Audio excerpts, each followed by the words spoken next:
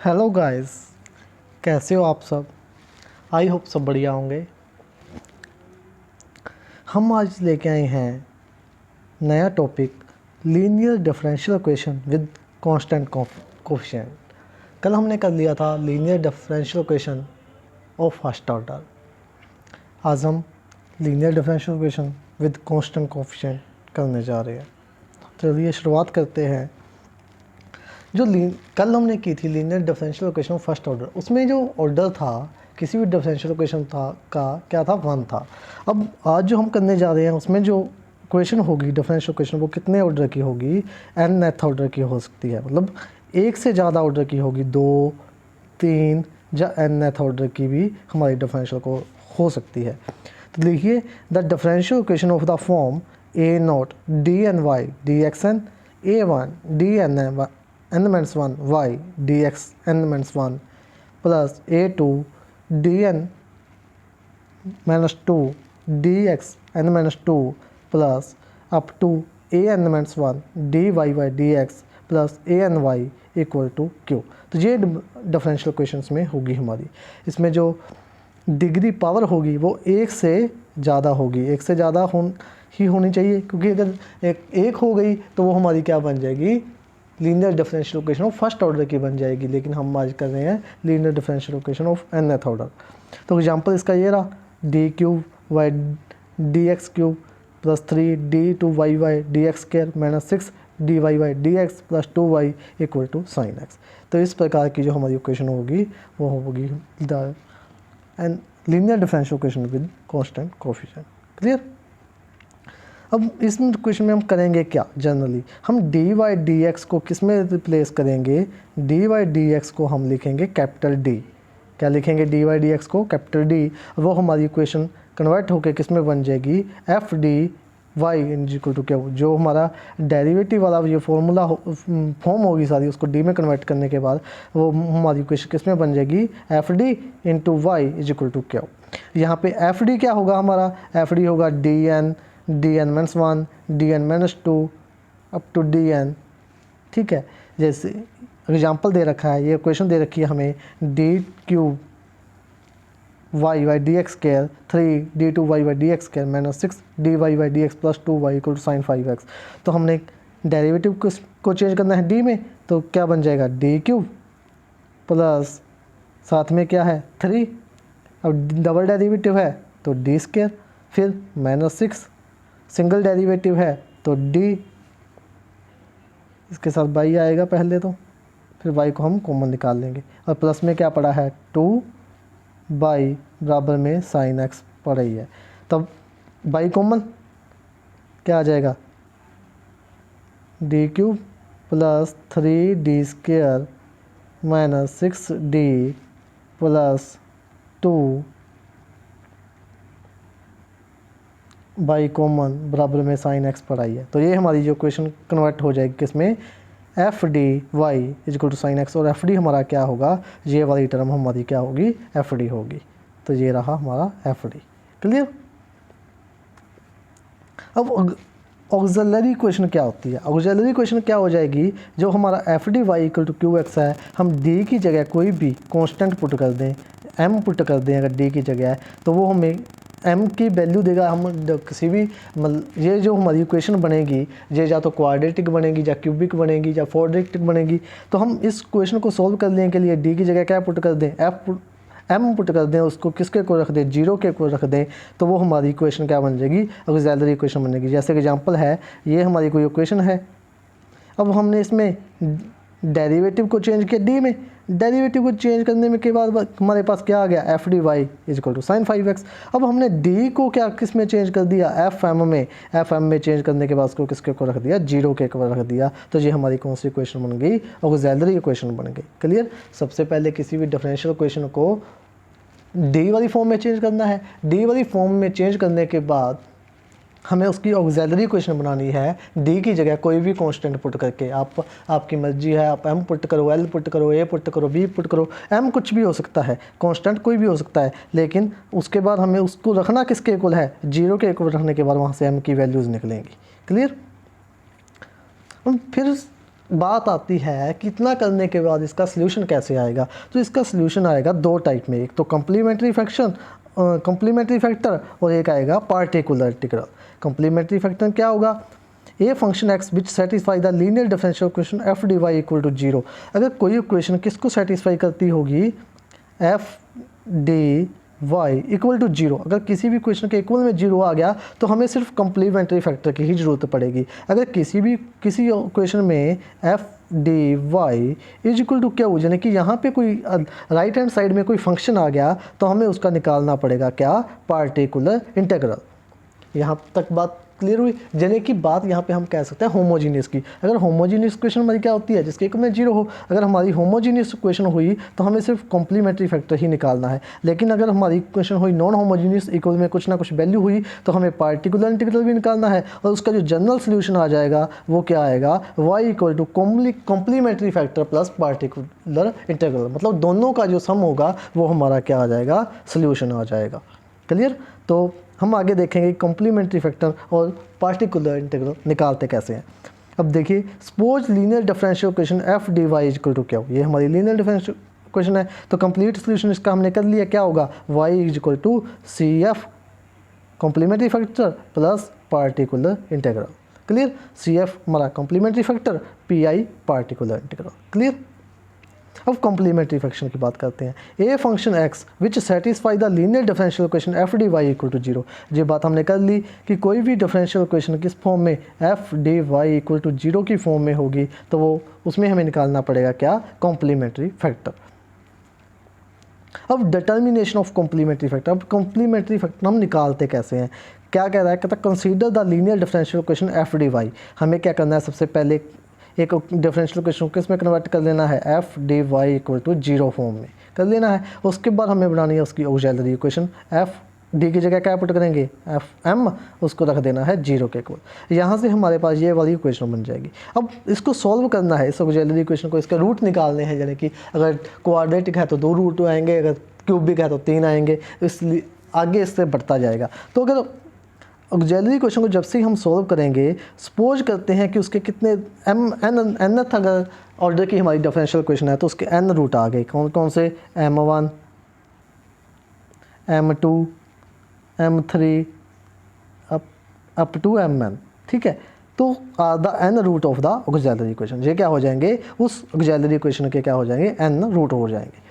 अब case first, अगर root real आते हैं, क्या केस फर्स्ट क्या है, अगर रूट क्या आते हैं, रियल आते हैं। रियल के अंदर फिर आगे फर्स्ट है कि अगर सारे ही रूट क्या आते हैं, डिस्टिंक्ट आते हैं। मान लें हमने किसी भी डिफरेंशियल इक्वेशन के ऑक्सिलरी इक्वेशन को सॉल्व किया, उसके बाद हमने उसके रूट निकाले, अगर रूट हमारे क्या आ गए, m1 m2 mn m4 सो एन, तो कितने भी रूट अगर हमारे आ सकते हैं तो उसका जो कॉम्प्लीमेंट्री फैक्टर बन जाएगा वो क्या बनेगा, c1 e की power m1x plus c2 e की power m2x up to so on चलता जाएगा cn e की पावर nx। क्लियर। तो ये हमारा क्या हो जाएगा, कॉम्प्लीमेंट्री फैक्टर हो जाएगा। कब, जब हमारे रूट क्या आते हैं, सारे ही डिस्टिंक्ट आते हैं। अब चलते हैं आगे, केस नंबर 2। अगर कह रहा है कि हमारे रूट जो हैं वो डिस्टिंक्ट ना हो के क्या हो, सेम हो। मान ले कोई क्वेश्चन को हमने सॉल्व किया, उसके m1 रूट आ गए, तो m1 को हम क्या लिख सकते हैं, सिंपली m लिख सकते हैं। अगर दोनों एक जैसे हैं तो एक की मतलब हुआ, तो उसका जो सोल्यूशन आ जाएगा कॉम्प्लीमेंट्री फैक्टर, वो क्या आ जाएगा, c1 प्लस c2। अब दो एक जैसे हैं तो c2 के साथ क्या लगाना है, x प्लस इनटू में e की पावर mx। क्लियर। अगर मान लो यहाँ पे 3 सेम होते, 3 रूट सेम होते, m1 m2 mn m3, ये तीनों किसके इक्वल होते, m के इक्वल होते, किसके इक्वल होते, m के इक्वल होते, तो यहाँ पे हमारा जो कॉम्प्लीमेंट्री फैक्टर था वो क्या आना था, c1 e की पावर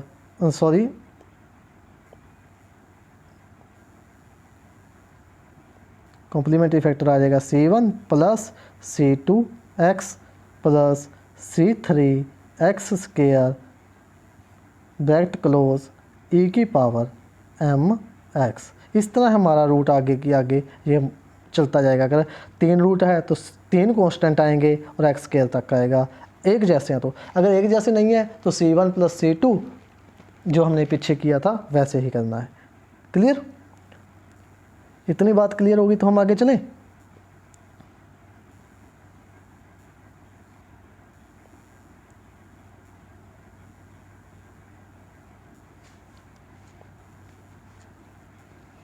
अब देखिए नेक्स्ट पार्ट क्या कहता है।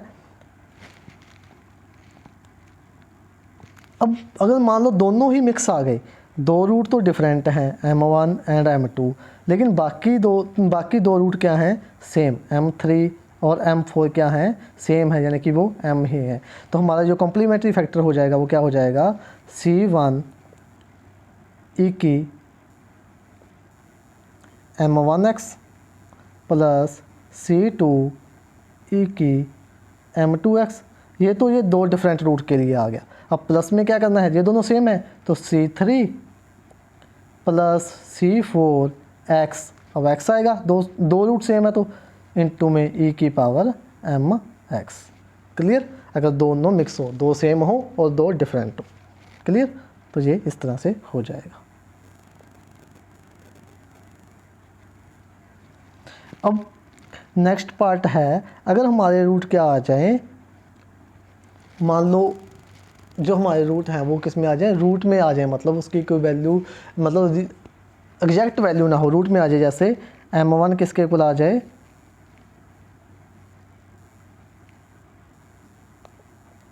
ए alpha plus root beta, and M2 आ जाए हमारा अल्फ़ा माइनस रूट बीटा। ठीक है? तो अब उसका जो कॉम्प्लीमेंट्री फैक्टर होगा, उसका कॉम्प्लीमेंट्री फैक्टर क्या होगा, e की पावर, ये अल्फ़ा तो दोनों में सेम है, e की पावर अल्फ़ा x। अब डिफरेंट कौन सा है, बीटा, तो C1 कोश beta plus C2 sine hyperbolic beta. Clear? ये कोस दूसरा है हाइपरबोलिक वाला, तो ये वाला हमारा क्या हो जाएगा।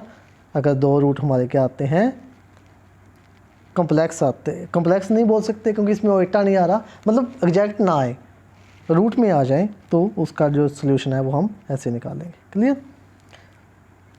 अब नेक्स्ट केस सेकंड है, अगर हमारे रूट हैं जो वो कम्प्लेक्स आ जाएं, यानी कि रूट हमारे अगर किस फॉर्म में आ जाएं, M1, हमें पता है कि जो कम्प्लेक्स रूट हैं वो तो पेयर में ही आते हैं, तो रूट कैसे आएंगे, alpha plus minus Oita beta. अगर इस फॉर्म में हमारे रूट आ जाएं तो जो उसका कॉम्प्लीमेंट्री फैक्टर क्या होगा, CF होगा उसका e की power alpha x cos beta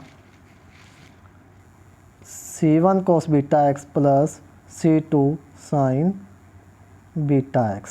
clear? तो ये हमारा हो जाएगा कॉम्प्लीमेंट्री फैक्टर। अब ऐसे अगर दोनों मिक्स आते हैं, एक तो मान लो इमेजिनरी रूट आ गया, 2 रियल आ गए, तो प्लस में क्या कर देंगे, रियल वाला कर देंगे। रियल वाला हमने देख ही लिया कि कैसे आते हैं। क्लियर? अब एग्जाम्पल है क्या, when root real and distinct, मतलब रूट जो है हमारे रियल भी हों डिस्टिंक्ट भी हों, तो d2y/dx² + 5dy/dx + 6y। तो इसको हम कैसे किस क्वेश्चन में बनाएंगे, d में d2 को लिखेंगे d² + 5d + 6 इनटू में बाई। अब इसके इक्वल में 0 है तो हमें सिर्फ कॉम्प्लीमेंट्री फैक्टर ही चाहिए। अब इस क्वेश्चन को हम ऑक्सिलरी क्वेश्चन बना लेंगे, नहीं बनाना तो सीधे ही d की वैल्यू निकाल लो। अब d की जहाँ पे 2 वैल्यू आ जाएंगे, इसको सॉल्व करेंगे तो क्या आ जाएगी, -2 और -3। अब -2 -3 आ गई तो इसका कॉम्प्लीमेंट्री फैक्टर क्या बन जाएगा, C1 e की power -2x plus C2 e की पावर -3x। तो ये हमारा हो जाएगा सॉल्यूशन। और a एंड b बोल सकते हैं, कोई भी हम कांस्टेंट लगा सकते हैं, C1 C2 भी लगा सकते हैं, तो ये हमारे हो जाएंगे आर्बिट्रेरी कांस्टेंट। क्लियर? अब नेक्स्ट एग्जांपल है, अगर रूट रियल भी हो और इक्वल भी हो, तो हमें क्वेश्चन दे रखी है, तो हम उसको पहले कन्वर्ट करेंगे d वाली फॉर्म में, d² प्लस 10d प्लस 25 = 0।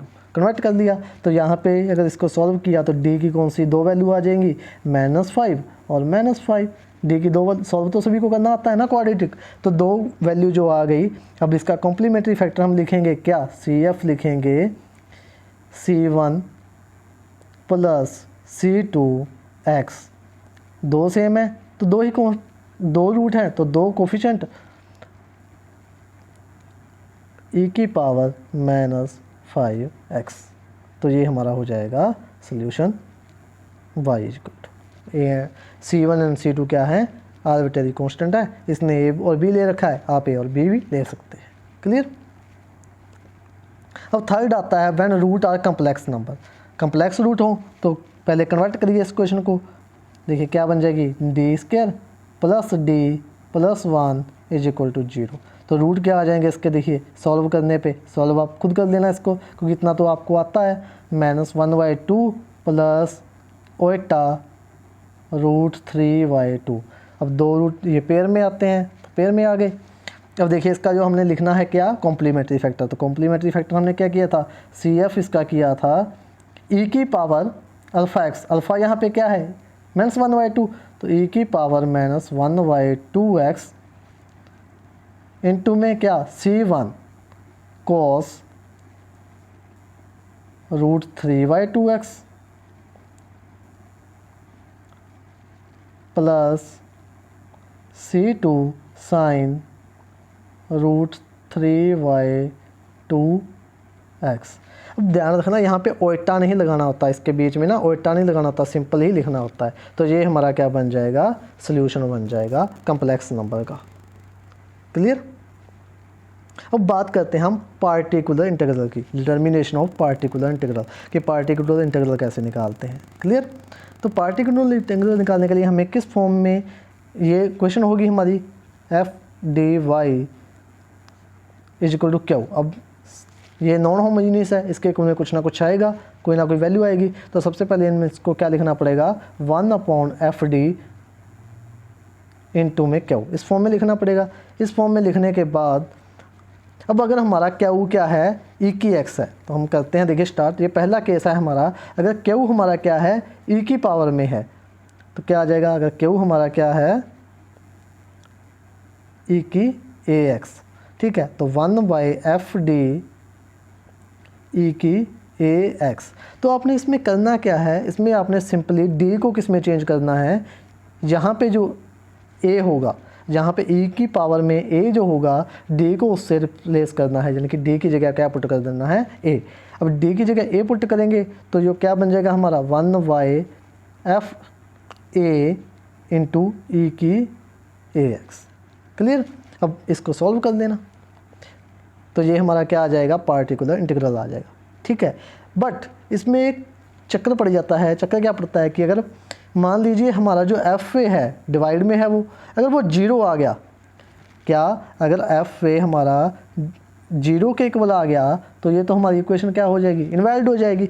अगर एफ ए हमारा किस 0 के इक्वल नहीं आता तो सही है, वहीं पे ख़त्म, पार्टिकुलर इंटीग्रल मिल जाएगा। लेकिन अगर एफ ए क्या आ गया, 0 आ गया, देन पार्टिकुलर इंटीग्रल क्या होगा हमारा, हमने क्या करना है, ऊपर नीचे हम करेंगे, ऊपर लगाएंगे x, नीचे करेंगे एफ डैश डी, मतलब एफ डी का क्या करेंगे, derivative F dash D E की ax। क्लियर। देखिए x लगाया, नीचे डेरिवेटिव किया, फिर वहीं से d की जगह क्या पुट करेंगे, a पुट करेंगे, d की जगह a पुट करने पे हमें फिर से क्या मिल जाएगा, सोल्यूशन मिल जाएगा। अगर फिर भी एफ डैश a की वैल्यू क्या आ रही है, 0 आ रही है, तो दोबारा से एक और x से मल्टीप्लाई करेंगे और फिर से नीचे डेरिवेटिव करेंगे, तो इस तरह हमें पार्टिकुलर इंटीग्रल मिल जाएगा। किस केस में, जब q क्या है हमारा e की पावर ax है। क्लियर। चलिए आगे देखिए, सारा इसने कर रखा है प्रोसीजर, हम पहले ही इसको कर चुके हैं। ये इसने आगे बताया हुआ है कि अगर फिर से एफ डैश ए 0 आ जाए तो हमें x से फिर मल्टीप्लाई करना पड़ेगा, फिर उसका डेरिवेटिव करना पड़ेगा, और फिर हम कहीं ना कहीं जाके हमें उसका सोल्यूशन मिल जाएगा। अब सेकंड केस आता है कि अगर q क्या हो हमारा, साइन की फॉर्म में हो, साइन कोस, यानी कि साइन की फॉर्म में हो, कोस की फॉर्म में हो, तब हमें क्या करना है।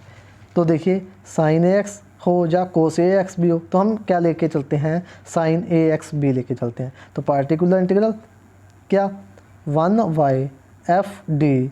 अब सबसे पहले तो q के साथ लिखना है, q क्या है हमारा sin ax प्लस b है, ठीक है। अब हमें इस केस में करना क्या है, इस केस में हमें पुट करना है डी स्क्वायर की जगह माइनस ए स्क्वायर। क्या, डी स्क्वायर की जगह माइनस ए स्क्वायर, ध्यान रखना डी की जगह माइनस ए स्क्वायर नहीं, डी स्क्वायर की जगह माइनस ए स्क्वायर। डी के जैसे ही हमें इसको प्लस नहीं बना देना, जब हम इसको पुट करेंगे यहाँ पे एक गलती हो जाती है बहुत बड़ी कि हम जैसे ही डी स्क्वायर की जगह माइनस ए स्क्वायर पुट करते हैं तो उसको प्लस कर देते हैं। हमें उसको प्लस नहीं करना, डी स्क्वायर की जगह हमें क्या पुट करना है, माइनस ए स्क्वायर। जहाँ पे हमारी वैल्यू क्या आएगी, माइनस ए स्क्वायर ऐसे आएगी अगर डी स्क्वायर कहीं दिया हुआ है, हमें उसको प्लस नहीं करना। तो जैसे ही डी स्क्वायर की जगह क्या करेंगे, माइनस ए स्क्वायर करेंगे, तो क्या हमें पार्टिकुलर इंटीग्रल मिल जाएगा, कोई ना कोई वैल्यू आ जाएगी माइनस ए स्क्वायर पुट करने से। लेकिन उसके लिए कंडीशन शर्त क्या है, जो हमारा एफ डी है अगर उसकी जगह हम डी स्क्वायर की जगह माइनस ए स्क्वायर पुट करें तो वो जीरो के इक्वल नहीं आना चाहिए। पिछले केस में भी किया था कि अगर नॉट इक्वल टू जीरो है तब हमें पार्टिकुलर इंटीग्रल मिल जाएगा, लेकिन अगर जीरो के इक्वल आ गया तो फिर हमें क्या करना पड़ेगा, आगे प्रोसीड करना पड़ेगा। आगे प्रोसीड क्या करेंगे, फिर वही प्रोसीजर, क्या ऊपर x लगाएंगे, नीचे क्या करेंगे एफ डैश डी करेंगे, यानी कि उसका डेरिवेटिव करेंगे। फिर से साथ में फंक्शन होगा, फिर से डी स्क्वायर की जगह क्या पुट करेंगे, माइनस ए स्क्वायर। तब हमें जाके सोल्यूशन मिल सकता है। क्या, किस कंडीशन पे, कि जो हमारा F dash minus A square होगा क्या नहीं आना चाहिए, वो जीरो नहीं आना चाहिए। अगर जीरो आ गया फिर से एक x से मल्टीप्लाई करेंगे, फिर नीचे क्या करेंगे, डेरिवेटिव करेंगे, और फिर हमें पार्टिकुलर इंटीग्रल मिल सकता है। लेकिन कब, जब हमारा F dash minus double dash minus A square किसके इक्वल नहीं आना चाहिए, जीरो के इक्वल नहीं आना चाहिए। क्लियर। तो ये केस हमारा क्या हो जाएगा, सॉल्व हो जाएगा। कब, जब साइन कोस कोई भी ट्रिग्नोमेट्रिक वैल्यू दे रखी है। चले मूव करें। अब केस थर्ड है, जब क्यू क्या हो हमारा, एक्स की कोई भी पावर हो, यानी कि एक्स पॉलिनोमियल हो, एक्स की कोई भी पावर हो, एक्स हो, एक्स स्क्वायर हो, एक्स की एम लेके चल रहे हैं हम। देखिए तो ये केस थोड़ा टफ पड़ता है। टफ किस लिए पड़ता है, क्योंकि इसमें बाइनोमियल का यूज होता है। तो सबसे पहले हम क्या लिखेंगे, 1y F D into x की एम। अब एफ डी को हमने क्या करना होता है, इसमें जो लोएस्ट डिग्री होती है ना, लोएस्ट पावर होती है, मतलब इसको कन्वर्ट करना होता है हमें 1 प्लस माइनस एफ डी की फॉर्म में, यानी कि जो लोएस्ट पावर होती है वो उसमें से कॉमन निकालनी होती है। कॉमन निकालने के बाद 1 एफ डी हमारी क्या बन जाएगी, 1 प्लस माइनस 5d इस फॉर्म में बन जाएगी। जैसे ही हम कॉमन निकाल लेंगे ना, जो भी हमारा एफ डी होगा उसमें से कॉमन निकाल लेंगे तो ये इस फॉर्म में बन जाएगी, और साथ में क्या पड़ा है, एक्स की एम। अब इस 1 प्लस माइनस एफ डी को क्या ले जाएंगे, हम ऊपर ले जाएंगे। जैसे ही हम इसको ऊपर लेके जाएंगे तो ये क्या बन जाएगा, 1 प्लस माइनस 5d का क्या बन जाएगा, इन्वर्स बन जाएगा। अब पहले इस इन्वर्स को क्या करना पड़ेगा, हमें सॉल्व करना पड़ेगा, किसके द्वारा, बाइनोमियल के द्वारा। बाइनोमियल थ्योरम इस पर लगानी पड़ेगी। हम इसको सॉल्व करेंगे। अब साथ में हमारा क्या पड़ा है, कोई फंक्शन एक्स की फॉर्म में। अब 5d का मतलब यहाँ पे क्या होगा, अगर एक डी आती है तो उसका मतलब होगा 1 बार डेरिवेटिव। एफ डी स्क्वायर आता है तो उसका मतलब क्या होगा, किसी भी फंक्शन का 2 बार डेरिवेटिव। तो हम इसलिए पूरी टर्म का क्या करते जाएंगे, डेरिवेटिव करते जाएंगे। क्लियर।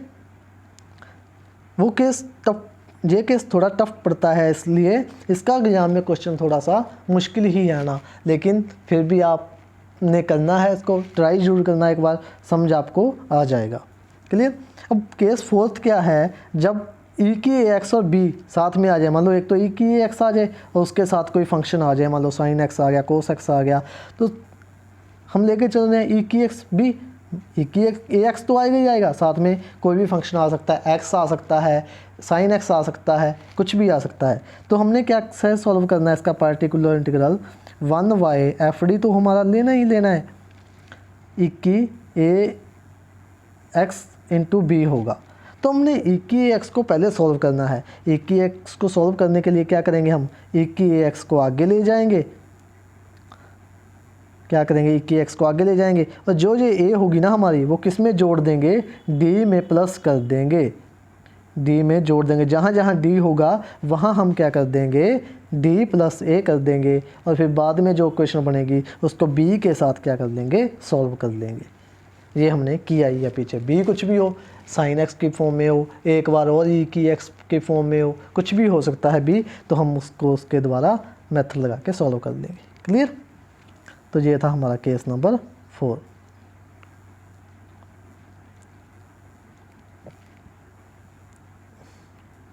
अब हम चलते हैं केस नंबर 5 पे।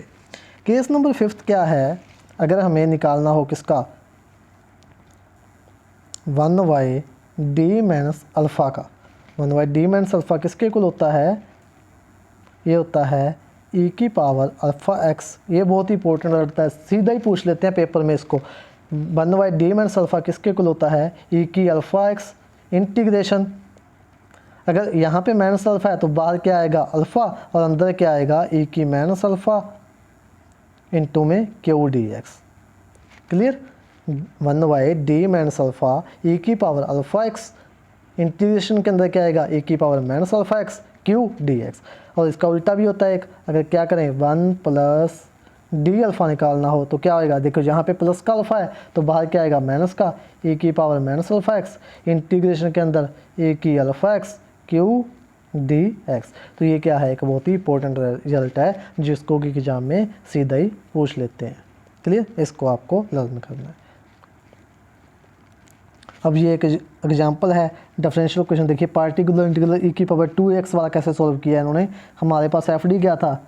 D cube minus 3d square plus 4 ई की 2x था। अब ई की 2x में क्या करना होता है? डी की जगह आप क्या पुट कर देंगे हम? 2, तो डी की जगह 2 पुट करो। 2 का क्यूब क्या हो जाएगा? 8 माइनस 3d स्क्वायर यानी कि 4 प्लस 4 और साथ में क्या पड़ा है? ई की 2x पढ़ाई है। अब देखिए ये क्या बन गया? 8 माइनस 12 प्लस 12, ये तो हमारा क्या बन गया? 0 बन गया। एफ ए हमारा क्या बन रहा है? 0 बन रहा है। तो इसका मतलब ये क्या हो गया? केस ऑफ फेलियर हो गया। क्या हो गया? Case of failure. Case of failure हो गया ये हमारा। तो हमने क्या करना पड़ेगा? अब ऊपर एक्स से मल्टीप्लाई, नीचे उसका करना पड़ेगा डेरिवेटिव। देखिए करते हैं हम।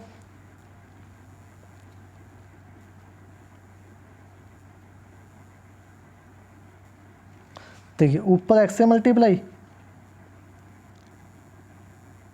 नीचे क्या करना पड़ेगा? F dash D. F dash D करेंगे तो डी क्यूब था तो क्या हो जाएगा? 3d square. फिर क्या था? माइनस 3d स्क्वायर था तो माइनस का 6d प्लस के 4 का क्या हो जाएगा? 0 ई की 2x अब साथ में पढ़ाई है। अब फिर से d की जगह क्या पुट करेंगे? 2, तो d की जगह 2 पुट करेंगे x अपॉन, अब 3d 2 का स्क्वायर क्या हो गया? 4, ये हो जाएगा 12 माइनस फिर से 2 पुट करेंगे तो ये भी 12। तो ये फिर से केस ऑफ फेलियर बन रहा है। क्या बन गया? फिर से केस ऑफ फेलियर बन रहा है क्योंकि ये किसके इक्वल आ रहा है? 0 के इक्वल आ रहा है हमारा एफ डैश ए। अब फिर से हम लास्ट टर्म में क्या करना पड़ेगा? देखिए लास्ट टर्म में हमने करना पड़ेगा एक और एक्स से मल्टीप्लाई करेंगे तो एक्स स्क्वायर हो जाएगा। नीचे फिर से डेरिवेटिव क्या था? 3d स्क्वायर था तो इसका हो जाएगा 6d, और 6d का हो जाएगा माइनस का 6 ए की 2ax। अब d की जगह 2 पुट करेंगे तो 12 माइनस 6 तो एक्स स्क्वायर अपॉन 6 ए की 2ax, ये हमारा आ जाएगा पार्टिकुलर इंटीग्रल आ जाएगा। ये देखिए क्लियर। और अब है एग्जाम्पल नंबर 9। देखिए ये हमें कोई इक्वेशन दे रखी है, ई की 2x के साथ सॉल्व करना है। सबसे पहले हमें इसको डी की फॉर्म में कन्वर्ट किया। डी की फॉर्म में कन्वर्ट करने के बाद हमें इसकी बनाई ऑक्सिलरी इक्वेशन 0 के इक्वल रख के, जहाँ से हमें m की वैल्यू मिल गई क्या? 1 प्लस माइनस 3 ओएटा। 1 प्लस माइनस 3 ओएटा, तो ये क्या है? कम्प्लेक्स रूट है। तो कम्प्लेक्स रूट का कॉम्प्लीमेंट्री फैक्टर हमने किया था क्या? C1 सॉरी ई की पावर, पहले कॉमन आएगा, पहले C1 नहीं आएगा, पहले कॉमन पार्ट लिखना है हमने। तो 1 है तो ई की पावर 1x यानी कि x इंटू में C1 cos 3x plus C2 sin 3x। ठीक है, लिख देंगे, ये यहाँ तक आ गया। अब हम इसके इक्वल में 0 तो नहीं है, 0 नहीं है तो इसमें इसका पार्टिकुलर इंटीग्रल भी निकालना पड़ेगा। तो क्या लिखेंगे? 1/fd। 1/fd हमारा क्या आया था? देखिए D square minus 2d plus 10, अब e की 2x इसके साथ लिख देंगे। अब d की जगह क्या पुट करना है 2, d की जगह 2 पुट करेंगे तो क्या आ जाएगा 1/4 माइनस का 4 प्लस का 10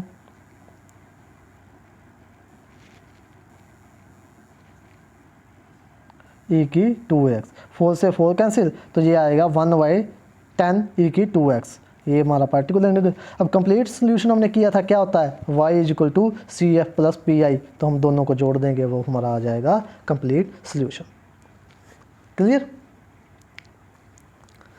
ये क्वेश्चन आपके लिए है फॉर यू, इसको ट्राई कीजिएगा। क्लियर? तो कैसी लगी आप आज की वीडियो हमारी आपको?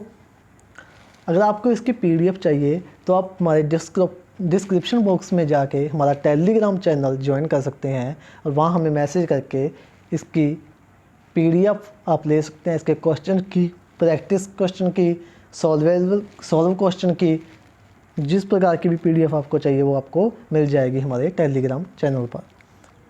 Clear? So thanks for today.